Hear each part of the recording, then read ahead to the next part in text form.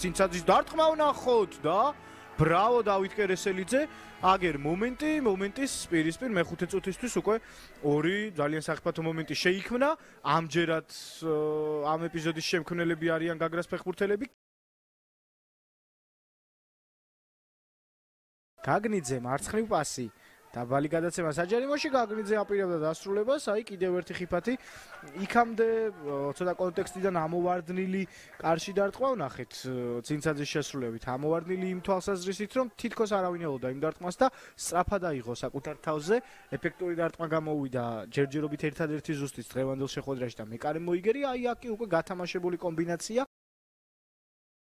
ზოიძის დარტყმა კიდევ ერთი მცდელობა, კიდევ ერთი კარში ზუსტი დარტყმა და აქაც კერესელიძე სწორად ჰქონდა პოზიცია შერჩეული, სწორ დროს სწორ ადგილას იყო და პირდაპირ ხელებში დააფიქსირა ბურთი.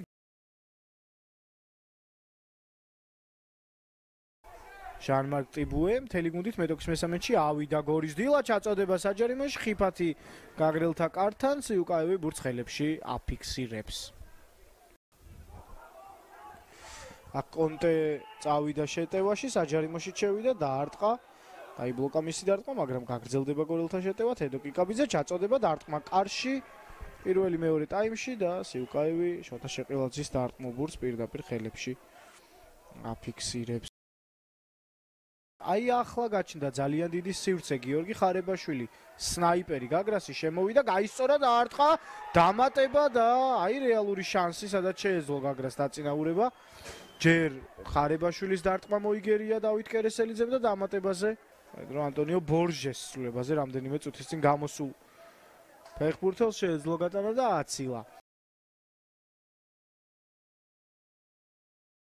შვენიერი შანსი სწორედ მუჯირს, მოედანზე გამოსვლა რამდენიმე წამში, მაგრამ მოიგერია მისი დარტყმა კერესელიძემ. გოცირიძეს კი მის მამაზე მოგახსენეთ და დედის მხრიდან მისი ბაბუა ლეგენდარული, ალბათ ყველა დროის საუკეთესო ქართველი თავდამსხმელი. ამას შენგელია გახდათ, ასე რომ ასეთი აფეხბურთო ოჯახების წარმომადგენლები შემოვიდნენ მოედანზე. შეყილაძე კი მეტოქის საჯარიმოში შევიდა, დარტყმა კარში და 0-1 ახერხებს ჟან-მარკ ტიბუე გოლის გატანას და გორის დილა წინ გასვლას.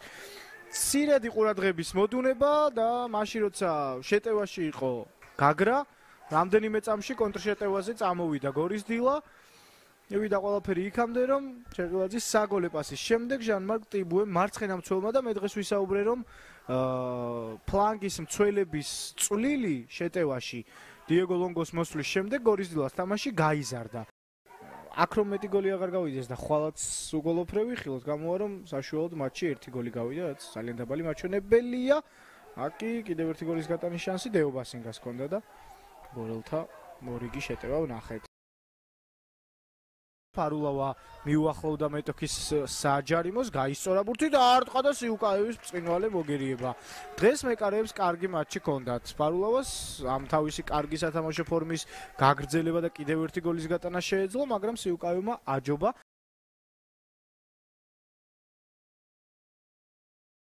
ანდრონიკაშვილი და კიდევ ერთი მოგერიება სიუკაევის. რომ არ გაეშვა გოლი, ალბათ მატჩის საუკეთესო ფეხბურთელადაც მივიჩნევთ სიუკაევს.